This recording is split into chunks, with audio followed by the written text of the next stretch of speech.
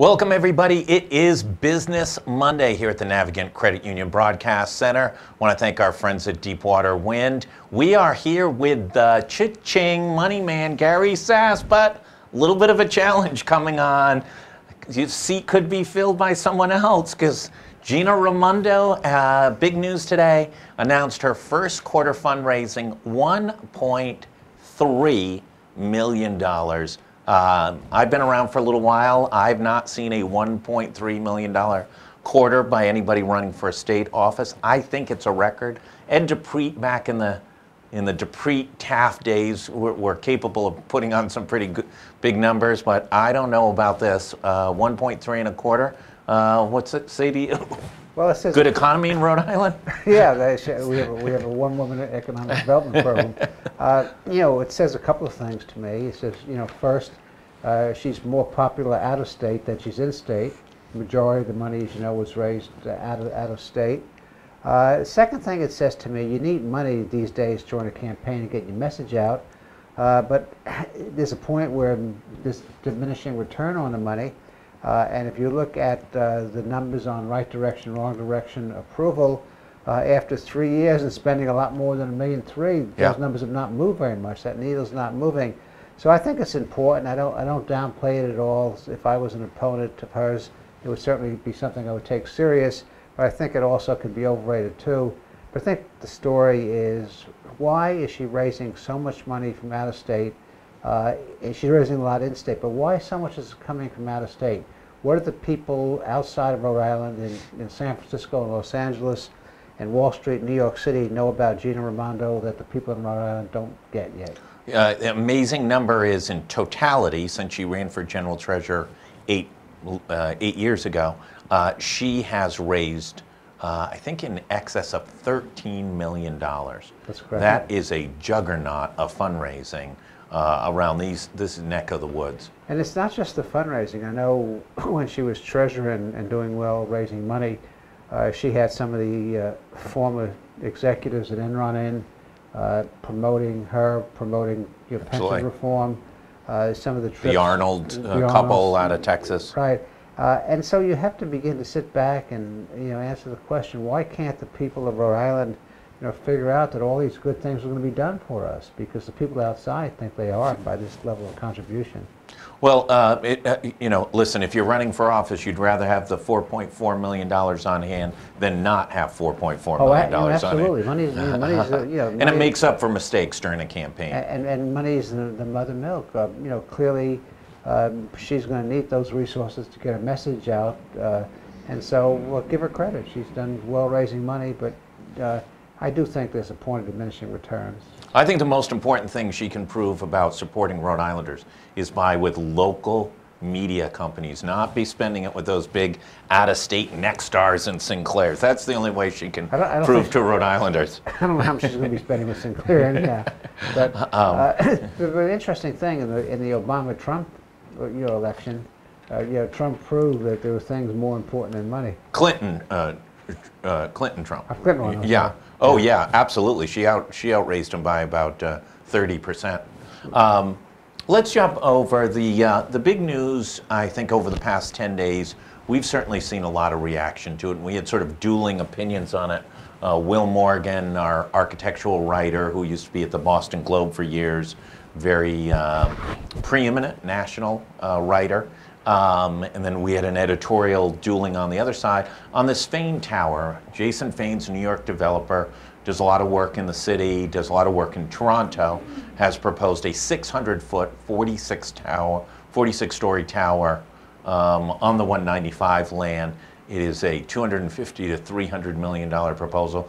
By the time he gets through our regulatory structure, it'll be a $400 million project. The way cost of steel and things are going up. So, what's your take on this project? Well, it's mixed, and as far as design is concerned, I'm the last person that should comment on design, because my wife won't let me pick out the color of our house. So, I'm design neutral. No, it's a tall building. The question, whether it fits into scale and scale changes. So that's a legitimate, concern about the height of the building. But if someone wants to come to your state and invest $300 million, I would look, very closely at that. We don't get a lot of people that want to come in and spend $300 million in Rhode Island. So it has to be, viewed from a starting position of maybe this thing can help. But as we were discussing, I've said I think there's some bigger issues here. I think the bigger issue is 10 years ago when we talked about redeveloping the I-195 district, Yeah. and spent the money to take down bridges and move things around. All the poobahs in Rhode Island were talking about the innovation district. This is going to lead us out of the wilderness into an innovation, high-tech economy. And I don't think it's the Fane building. I think it's, we have Wexford there, which is some of that, though a lot of the building will be occupied by a hotel and by Brown University offices, which currently exist. And so I look at the building, and I don't criticize the project, don't criticize the investment, but I'm very concerned is that we built up these expectations that I-195 would make us an innovation center. It would have tremendous synergies in a place like Providence and an inner city. And now we're talking about, Wexford, which is hardly an innovation complex in terms of what's being located and housed in that building. We're talking about a 600-foot, primarily high-scale residential development. Absolutely. And I'm for investment. I'm a capitalist. I don't have a problem with that. But I do have a problem, with what's happened to I-195. Whether it's whether we're losing an opportunity and whether we've missed an opportunity. So I would look at the Fane project that way. Having said that, no one's come to the forefront to come to the table and said, this is what I would do with the land. Right. This is how I invest money. And so I think it has to be viewed in a broader public policy context of what are my choices. Well, listen, first and foremost, we don't get knocks on the door every day by somebody coming in out of state wanting to put mammoth amount of capital to work unless here. It's investing in a political campaign. unless it's Gina Raimondo Inc. For the most part, the incentives that they're receiving are only those that the 195 already allows for. So I think it's an important thing, and I also think it's a terrible message if we shun him without doing everything possible to make it a project that Rhode Islanders support, because it's a message to Boston, New York, you can't do business in Rhode Island. They can't even help themselves. Even when you want to come in and build something for $300 million, it doesn't work. But it has to be put in context. That's the best development we can get. Well, right now it's the only development we have, and I think after 10 years. And to me, that's the real question. I don't choose to dump on the Fane project. I don't choose to dump on somebody that wants to make that kind of investment. I don't think the incentives here are totally I think sometimes if Target wanted to build a store in Superman, take over the entire Superman and build a 20-something, 27-story Target, we would complain that it was Target. Well, after it had been sit vacant for multiples of years. Well, we're supposed to have an upscale mall. I don't think it's upscale. I think it's valuable retail space in Providence, but I wouldn't define it as upscale. No, I think, if you judge the project separate from the redevelopment of the I-195 land, you come to the conclusion if that's the best we can do and somebody's willing to invest $300 million, then you work with the community and you make the tweaks and the adjustments so it's acceptable to the community and you go forward. I'm just saying it's really a potential of lost opportunity. I don't want to see the Sasses moving in to Fane Tower in a few years up there in the penthouse. Isn't that where you guys only live? Yeah. You only live in penthouses when you're the money man. Well, don't worry about that. Talk my wife to move into a city would be difficult. Let's talk about the overall business environment. We're at this point, the sort of scorecard is being filled out on Governor Raimondo's economy. She's had a little over roughly 3.5 years in office. And listen, you're seeing almost 1,000 Rhode Islanders donated to her in a quarter. She raised $600,000 in state. That alone is a significant number. If it was just the in-state number, $600,000, that's 3 times. Well, compared to her opponents, yeah, it's a big number. It's twice Fung and Morgan combined, just in Rhode Islanders. Mm-hmm. And cash on hand, She's 4.3 or 4.4. It's 14 times what Mayor Fung has on hand. Where do you think right now, if you're going to take a temperature, where folks come down on the state of the economy? Well, all I could do is cite numbers, and the numbers are that less than 40% of the people, and this number's held pretty constant for 3 years, think the state is moving in the right direction. In terms of the governor's approval rate, it's in the 40s or the low 40s. So that tells me that there's some anxiety about where the state is going. When I look at numbers and I look at growth in state product, I look at growth in the number of jobs, we are part of a cycle. Yeah. And so we're doing better, but we haven't done as well as our competitors. Yeah. We haven't grown jobs at the same percentage as Massachusetts. Our unemployment rate has come down at a quicker percentage because it started at a higher point. Right. So all the things I look at, and I don't put a lot of stock in these indexes. I put a lot of stock in performance. When you look at performance, compared to relative peers, we're doing better, but everybody else is doing better. So I would say it's mixed. And one of the concerns, and this is when you talk about the economy, you talk about how government is performing and what government can do and influence the economy. People look around at UHIP, they look around at how a number of things have been managed, and there are some concerns. So it's a very mixed situation in Rhode Island, but the national economy is improving, ours is improving. We've done some good things. You talk about GE, Johnson & Johnson, I can mention a number of others. They're not tremendous job generators, but they're certainly prestigious for the state to get those companies. On the other hand, no one has done a real good economic analysis or return on investment analysis of the hundreds of millions of dollars that we're spending on tax incentives and whether the people are getting return on that. That's not clear. She's definitely brought in some blue chip companies. Absolutely. By name. Whether or not the actual numbers have hit a level of critical mass yet. Excuse me, GE's at around 50, 60 jobs in place right now. I think Johnson & Johnson's still under 100. Infosys, I don't believe, has started up yet. Correct me if I'm wrong. I'm sure Matt Sheaf over at Commerce will be texting me as soon as I get off. But we're not seeing that big influx of new positions. We're not. What we're not seeing, and Michael Porter at the Harvard Business School has written extensively on this. There are two key elements in improving the state's economy. One is to put in place programs so the state helps business and individuals make the most productive use of their capital, of their human potential, of the natural resources. And we don't have a productivity agenda. The state's not being more productive. And if you're not being more productive, you fall behind. And so there hasn't been the creative thinking about what a productivity agenda could be.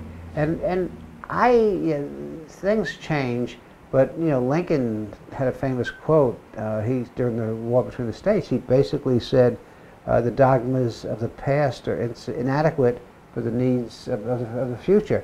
And I'm wondering, we are putting in place a number of economic strategies to compete with other states. Other states are doing similar things, but is that what the future's about? Yeah. And to put it in really a political context, all over the country, Rhode Island is part of this political discussion, particularly in the Democrat Party. There's a battle about what the Democrat Party stands for, and whether it stands for the dogmas of the current establishment, or whether it needs to stand for something going forward.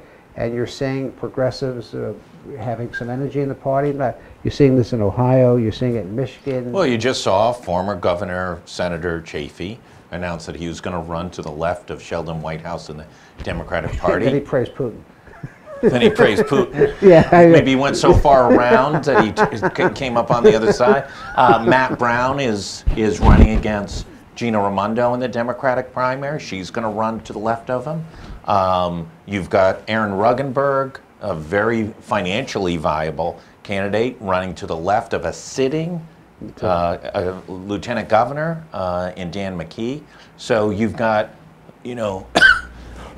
excuse me, a large number of folks, viable candidates, experienced candidates, taking on, quote, the Democratic establishment. Well, you got to break down each one of those races, and we don't know if Matt Brown is going to be able to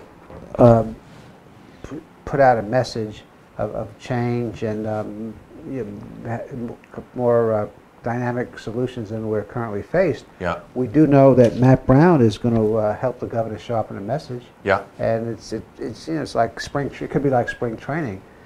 So those things are mixed. But what we do know is that there's a battle in that party for direction and what it stands for. And that's going to be interesting. And the discussion about the economy needs to be part of that conversation. Well, listen, if Bernie Sanders could beat Hillary Clinton in Rhode Island, after Hillary Clinton crushed Barack Obama 8 years earlier, and the Democratic Party, including in this state, seems to have moved further to the left, especially on economic issues, in contrast to President Trump, there's probably some indication on a mathematical standpoint that Chafee, Brown, Ruggenberg have some level of base out of that progressive movement. Well, I think you have to look at each one separate. I'm not sure it translates. And so, for example, in the White House Chafee race, if Chafee decides to run, a couple of things that happened which indicate to me that I'm not sure Chafee is going to be a viable candidate against White House. Number one, Sanders' campaign manager is involved with Sheldon's campaign. Number two, the executive director of the NEA, who was the principal leader for the Chafee for Governor movement, is backing White House and has made that very clear. Yeah. So I'm not sure there's a translation that follows that the progressives are necessarily going to follow Lincoln Chafee. Governor's race could be completely different. There are other factors. Some of the Labor people who are extremely progressive are still not happy about what some of the pension reforms resulted in, so they can react differently. Aaron Ruggenberg and Nikki. Ruggenberg has spent the last several years trying to establish himself as progressive and as a different kind of race. So I'm not sure how they all translate. I think they could be very different. At the end of the day, they could be consequential, or they may talk, and at the end they won't make a dime's of difference. I don't think any of us know yet, and I think the campaigns have to unwind. I think the serious concern is, will these candidates articulate a vision that resonates with people? And I'm not sure they will. You talk about the progressives getting control in economic development. We're just not recruiting companies that have some of the same progressive mindsets as some of the candidates running in Rhode Island. We can be seen as a point. We've got to be careful of being pretty extreme. And a small state like this is certainly subject to those kinds of wins. You're seeing progressives, though, even at the grassroots level, already organizing with very sophisticated campaigns. Sam Bell, who's running against Paul Jabor. He has more money than candidates for statewide office. He has more money than candidates running for statewide or the United States Senate. He has more money than Bobby Nardolillo running in the Republican primary for United States Senate. Is Bobby still running? I believe he is. Oh, he is? Okay. So he's put $50,000 up, or raised $50,000. So it's a very, very interesting time. Could you see, even in this good economy, even with some level of economic growth, a progressive message winning in Rhode Island? Because people, to your point, people are dissatisfied. The job creation's been low paying, and their argument is, hey, listen, if that's the best you can do with a conservative agenda, conservative speaker, conservative governor. I think you have to look at the different offers separately. The answer to your question is yes, as far as the General Assembly is concerned. I think we're already seeing that because of the size of legislative districts, the ability to run on one or two issues. Yeah. I think the organization, progressives have done a good job organizing. I can see a stronger progressive caucus in the General Assembly. Well, next speaker, will we have the speaker a year from now?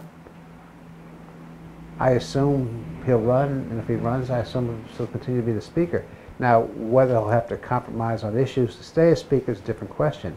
but it's very hard to knock out an incumbent, speaker through a palace coup. So Yeah. I would think speakers are mobile and smart, and he'll read his caucus and see where his caucus wants to go and react accordingly. What kind of message is this political campaign sending to the business community? Or does the business community kind of tune it out, know that politics is politics, wait it out till next January? Or are they paying attention about, is this the place to add jobs? Is this the place to make an investment? I don't know. I really don't know the answer to that question. A business community, and one of the problems in the state right now is not a very strong business community. And so you'll have to tell me what the business community stands for beyond, self-aggrandizement. So, I don't know. Well, I think it's very bifurcated, split up. It's not the monolithic, organized it's that not, it was maybe claimed to be 30 years ago in the chamber. It was never monolithic, but there was a question of leadership. There were personalities. When I don't want to mention names, but we had bank presidents in the state at several of our banks that were seen as major players. Yeah. Our bank presidents now, with one exception, maybe two, are principally, I would say, state managers of state business. That's different when you have to go 500 miles away to clear to make a decision, and particularly with the pressure that's put on you at the bottom line. The kind of companies that we mentioned coming into the state are not subsidiaries, but they're General Electric. Right. They're not. GE employs they're not going to 300,000 employees globally. They employ 50 or 60 here in Rhode Island. Johnson & Johnson employs 77,000. They employ 100 here in Rhode Island. I don't think they're Rhode Island's not leading. I'll give you a good example. If the business community was going to have an impact, the issue that we're having on delivery of health care, which costs them a lot of money, and, and it is something that they're very concerned about in terms of what their employees get, they would be out much more vocal, much front. They may be working behind the scenes, but I haven't seen. I don't believe so. I haven't seen much from them, and that is a basic. It's not just government; it's nonprofits, it's government, it's a private sector, and so the question you have to ask: if the business community, was strong in this, why aren't they speaking about an issue that has much more impact on their bottom line than 99% of what happens at the State House? And that's how our health care is delivered.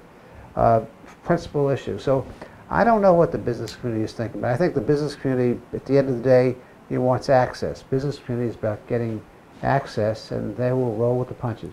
Listen, you're one of those, kind of Yoda-like, wise men that people come to see to get guidance from. And they do.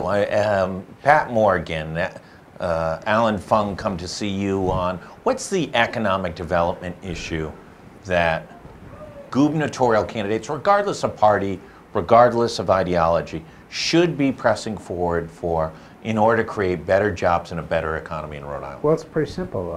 We've talked about this. It's easy to say, it's hard to do. One is workforce development, education, particularly when you look at the gap that's developing in our inner cities with minorities. Their performance is half, and that's where our workforce is coming. So you have to have a strategy, and you have to capture the imagination of training workers. And then the second issue is doing business in the state, and we need to think outside the box. When you look at what is driving the cost of doing business, we've made some improvements. Our employment insurance costs are more moderate now, somewhere in the middle. I think there's been progress on regulatory reform. Not enough, but there's been progress.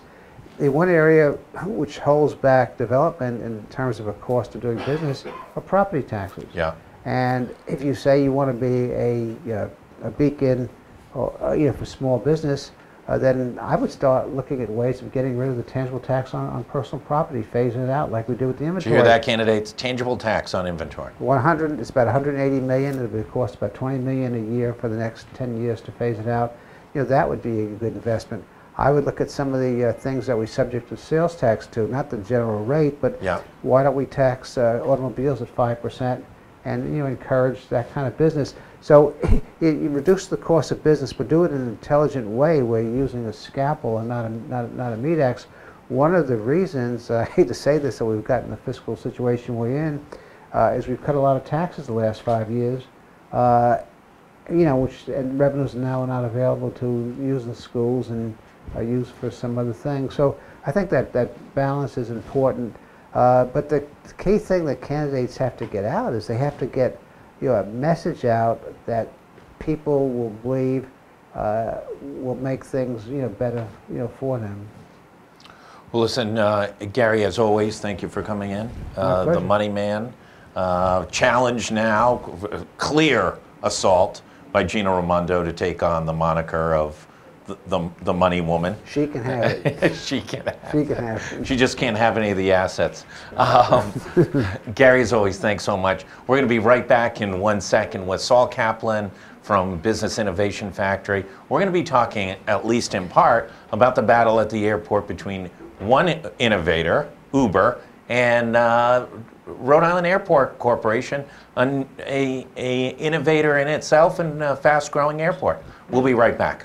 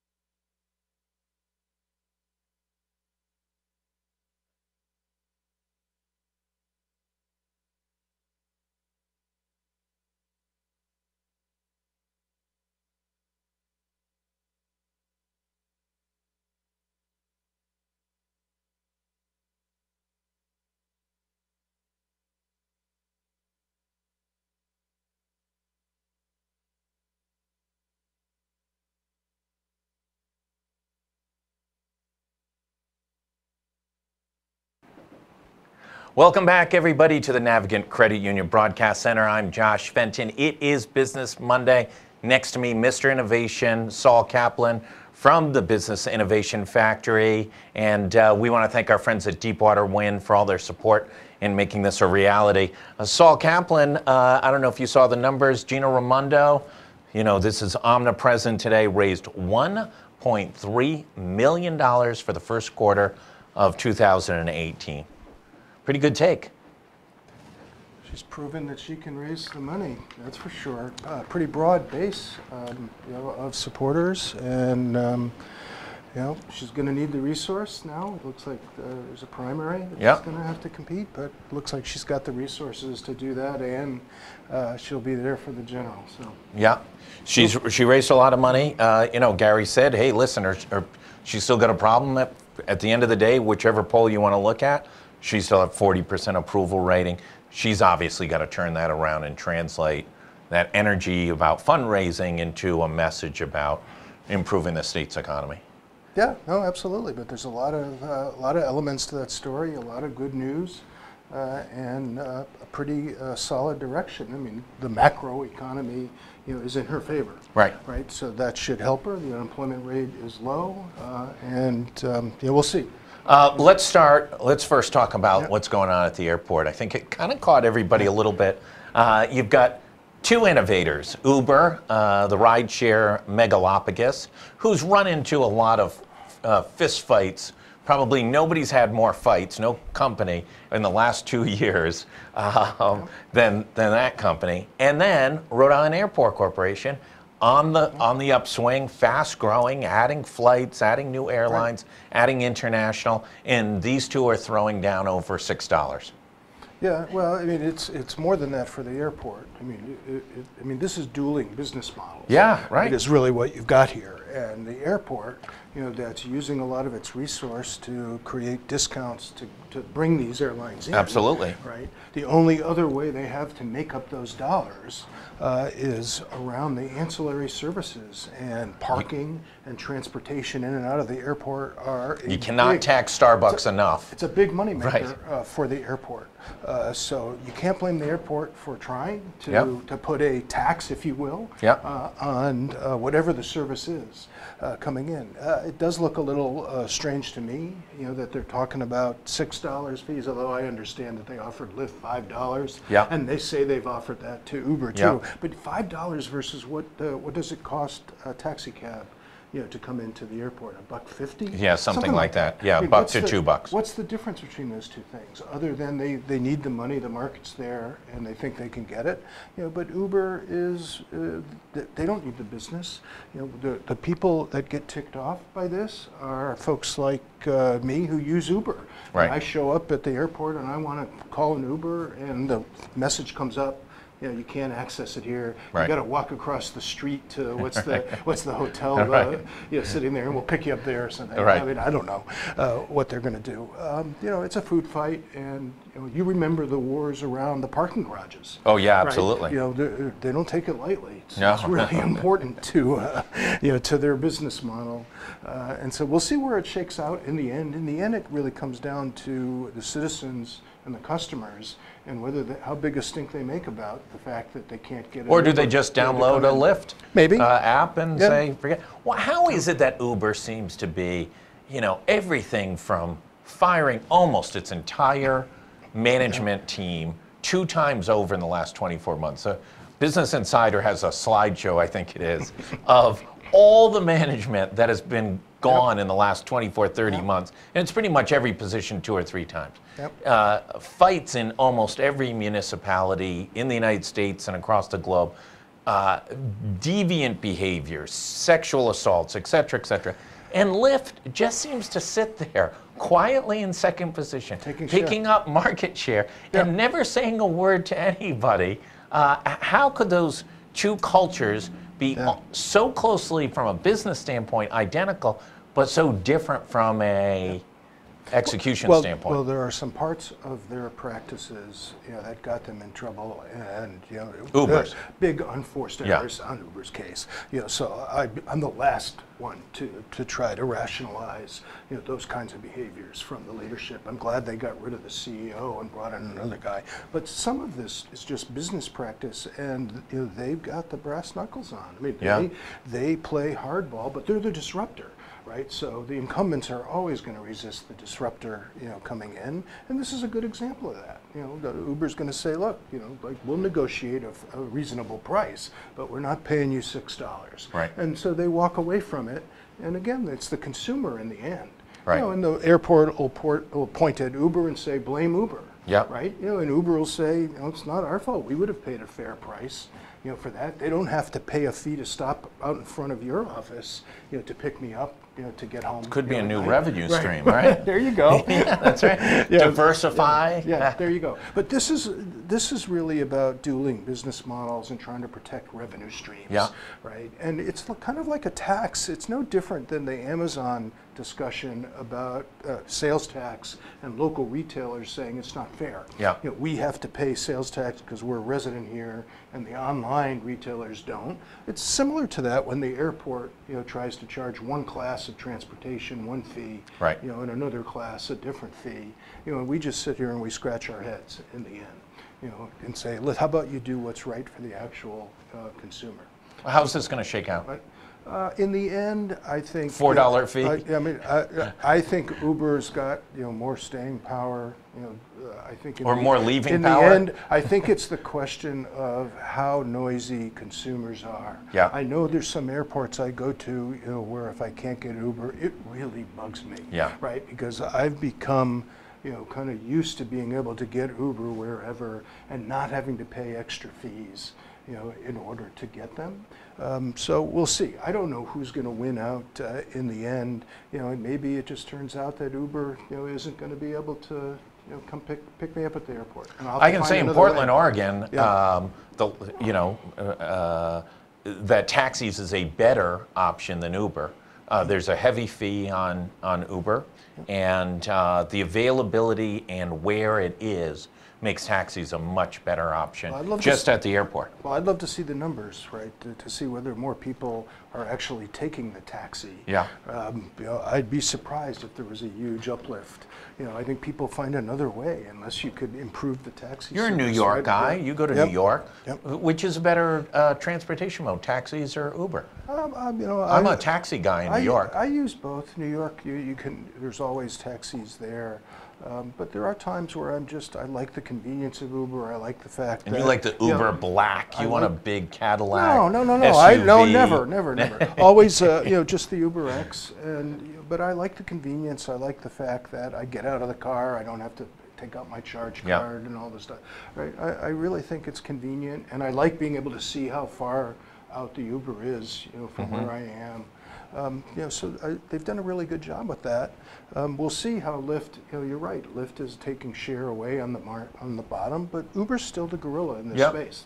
There's no question about that. Let's talk about the Fane Tower. It's kind of an interesting innovation, right? Yeah. Here we are. Nobody's, best as I can tell, in the last, really since Providence Place Mall nearly 20 years ago, no one's come to Providence and put a project on the table of this mass, this level of private investment.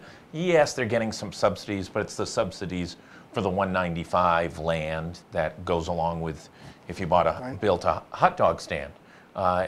Wexford got far greater incentives outside of that existing structure of 195. They got straight up subsidies in this situation, and our reaction has been mixed across the board.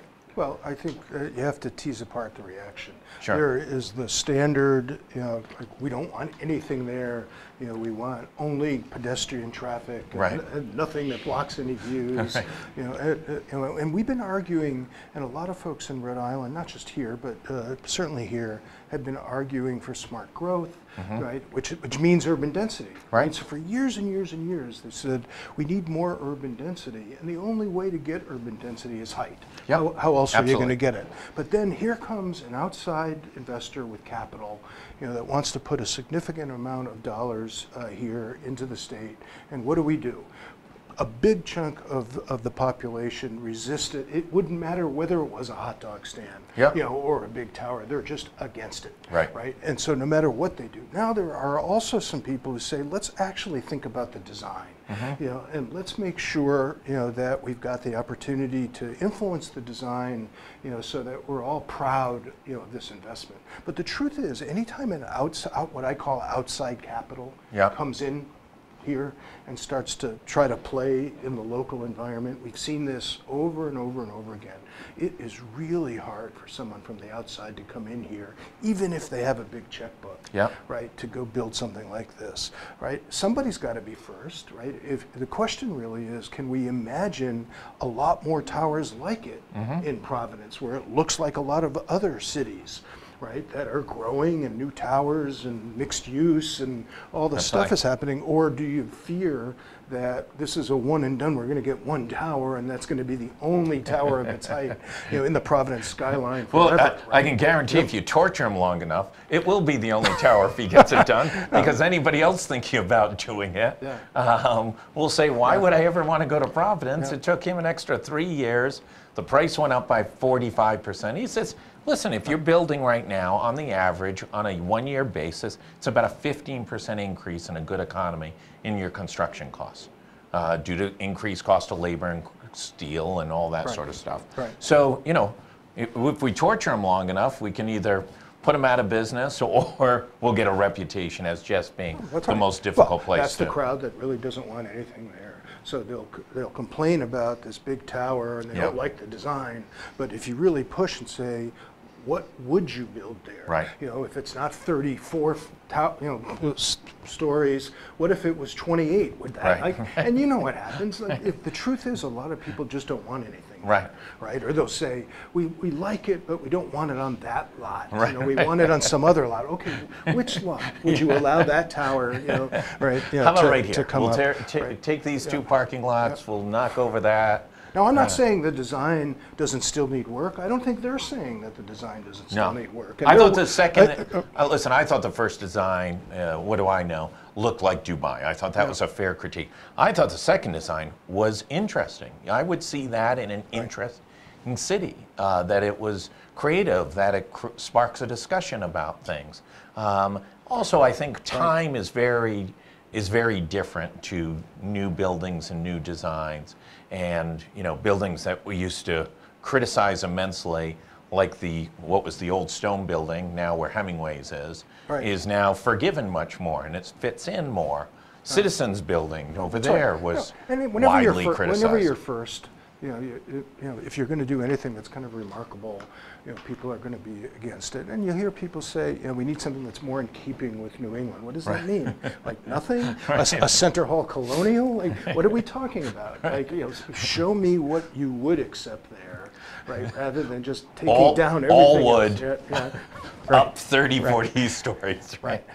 I think I mean, personally, I think it's exciting. I think it's exciting that someone's coming in here, that it looks on the surface, has the resources to be able to capitalize this kind of development, right? We could use this kind of catalyst, right? Let's get the design right, so that everybody... How about the view? I mean, the other thing that I think is being lost in that is there's going to be a substantial number of people who live in it are going to have a remarkable living experience. I mean, the views from that tower, you can pick, I tease, you can pick your parking spot if you're leaving for Newport. Oh, look, on Spring Street over there, there's a parking spot. Quick, honey, get in the car. We might be able to get it. I mean, the views will be amazing. Amazing. Oh, absolutely. So whatever the 1,000 people who live in that will have a remarkable experience. Yeah, no, I think this thing is going to be dragged out. There's obviously going to be a fight, and there should be a healthy conversation. Yeah. Don't get me wrong. Big dramatic change. But I think a lot of the crowd that was against the ballpark, has just changed team. Slid over here, and now they're against this, right? And so we'll see how that goes. I'm kind of rooting for more development, and I like something iconic. I think it could send an important signal. Anytime somebody comes in with outside capital and is willing to put it and make a bet here in Providence, we can parlay that into other investments. Absolutely. And we'd be very wise to take it seriously and work on the real issues around the design to get something that's acceptable. Listen, I was on the city council when Providence Place was going through approval, and I think of myself as a strong preservationist, and there was lots of critique. The design did get improved, dramatically improved from where it started. Is it a big building? It's a big building. Does it block some views? It blocks some views. But it also sparked not only the $400 million in investment that it was, but it probably sparked $2 billion worth of adjacent development, and it transformed the city of Providence over the last 2 decades. Well, it certainly played a role in that. Whether it alone did that, it certainly played a role in it. I mean, my only concerns now, with hindsight, is that it really split off the east side and the west side, so it's really welcoming coming in from this side of town. Right. Not so welcoming if you're on the other side of that. I don't know. Tony Thomas has done pretty well. No, I mean, you're right. And when he markets those apartments at the Sharp Building and the Promenade, what's the number one thing on the list? Adjacent to Providence Place Mall. That is number one. But the thing we do need to pay attention to with these developments, and it would be true here as well, is it is important to think about the pathways and how people move. Absolutely. Right, how pedestrians move around the waterfront, how they move into the interior. 100%. Right? I think those things are really important, and you have to play the long game on these things. I don't think it should get in the way of a development, and one that has significant height, right? But I do think we have to be thoughtful about it. We could have been a little more thoughtful about Providence Place and probably opened up better transit between the west side, and the east side of Providence. And we pay a pretty big price for that, in terms of a separation. Now the highway played, Yeah. obviously plays. Well, that's the plays one a that major really, role in that. yeah, I mean, But that's the beauty of this 195 Yeah. Relocation. Just blew out all And that. we get a second chance, right? We get a second chance to do it right. I think a lot of the processes have been really solid. And this is an important lot. Like, what happens there? We need, I think a lot of concessions were made to create the pedestrian flow, that bridge. I think the advocacy for that, the pedestrian bridge was well intended and right. It looks like it's going to be I think spectacular. it's fantastic. Now to say that we can't get a large development with significant height, onto those lots there, I think is missing a big opportunity. And we do need the density. Let's one of my favorite subjects. Biff's growing, hiring some more people. Yep. What does it speak to you about? Are you finding people? Is there the talent base to be able to feed the beast? Are you curtailed from growing faster? Are you able to attract people who want to come live in Providence? Or are you able to scoop up people from other places? Well, listen, we have a fair number of people who came in, from out of state and did move here. Yeah. And the kind of people who work at Biff, very design oriented, they're very attracted to the scale of Providence and Rhode Island. Yeah. And to a lot of the attributes that are here. My wife teases me that I do a better job of creating jobs now at Biff than I did when I was responsible for that in the state. So we're proud of it. We're proud of growing the platform. We're proud of attracting that talent. We also are able to bring in local, talent. When that makes sense, I like to support, my alma mater, your alma mater, right. whenever I can. To have some folks from URI, come in and learn how to do what we do. No, it's good right now. I mean, mostly it's because everybody all of a sudden understands that they need to innovate. And so the thing that I've been stubborn and very persistent on for a lot of years, all of a sudden, the market is emerging for that. It's still not everybody. Still a lot of leaders are going to protect the old business models. Right. But there's a growing number of leaders in healthcare, education, and government that know that just doing it the same way we've always done it is not sufficient. And so there's a lot of demand. We have a lot of conversations and a really nice pipeline of project opportunities. And of course, the summit every year, continues to attract people from around the world. So knock on something. Life is pretty good. Right? Let's talk summit. Give us some, who are going to be some of the highlights? We've talked about a couple in previous weeks. Just Who are added, some surprises? we just added John Kao, who is one of my innovation heroes. He wrote the book Innovation Nation.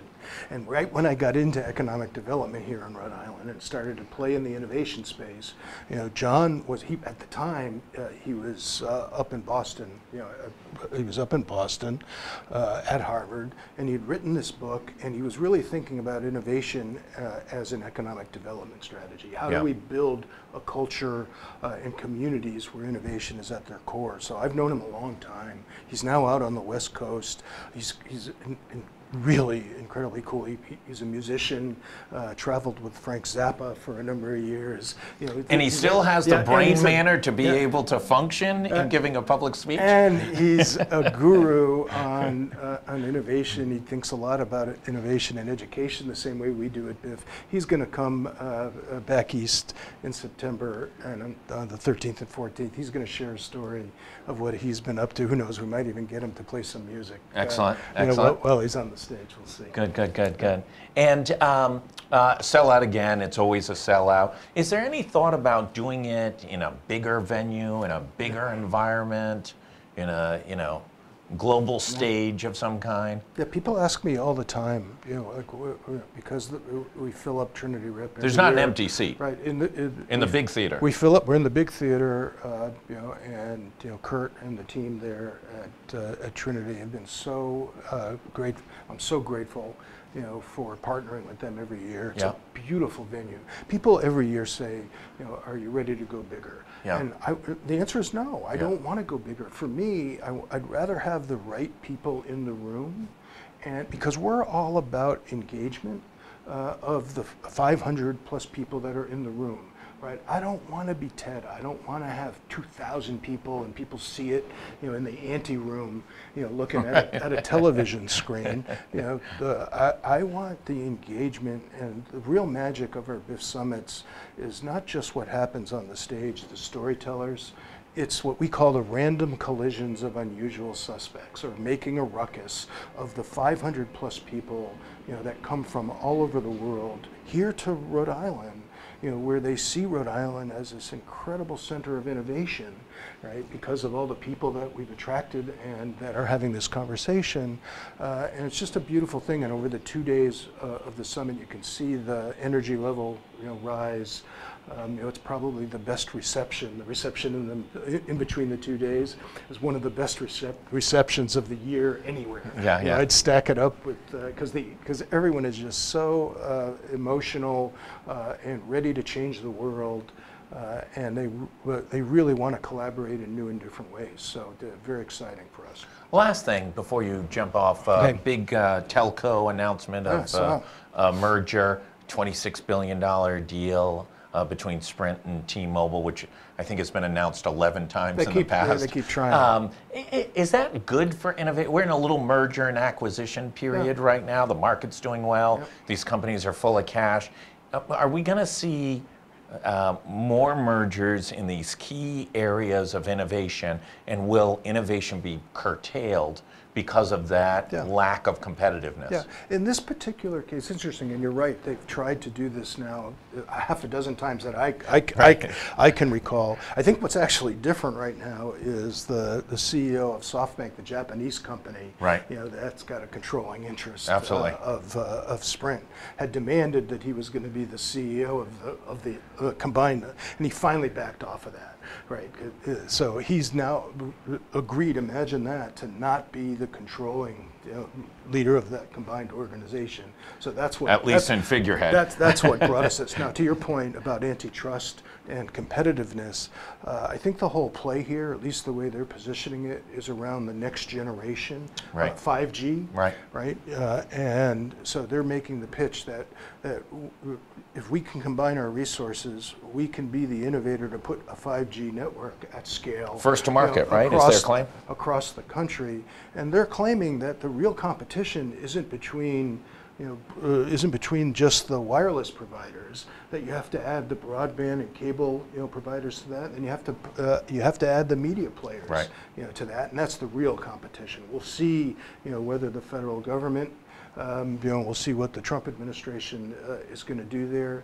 But because of those two things, the SoftBank CEO walking away from the controlling role and this push for 5G, I think you could end up having a deal here, and I think in this case, I think it could be good. I'm normally not, when I start to see concentration, that usually means higher prices, right, and less consumer choice, and oftentimes can mean less innovation. This is a space where there's so much churn and so much going on here that I think it's in the nation's best interest to allow this next generation of network to accelerate it. So we'll see what happens. Great. As always, thank you very much. We covered it all. We talked Uber and TF Green. We talked Fain and his 46-story tower. We talked Biff and the summit, and a little collision between two of the major wireless companies. Thanks everybody for tuning in to Business Monday here at the Navigant Credit Union Broadcast Center. Thank our friends at Deepwater Wind. We'll be back tomorrow, 3 and 4 o'clock on GoLocal Live. Also, one big announcement, GoLocal is launching an important event on May 17th. We'll be having Jim Murphy, who was political director to the Trump campaign, a guy who does not come out in public very often, so I think it'll be insightful. Mike Sheehan, who's had 2 mammoth careers. One is probably the top ad man in one of the top ad men in the country, building Hill Holiday into one of the largest ad groups in the nation, as well as being the former president of the Boston Globe for 3 years, running right up into 2017. Bob Whitcomb will be on the panel, Kate Nagel, our news editor. That'll be May 17th, and you can tune in live on that or sign up to be in attendance. There are limited tickets, but there's still some available. We just announced it this morning. Look forward to that. Thanks, everybody, and we'll see you tomorrow.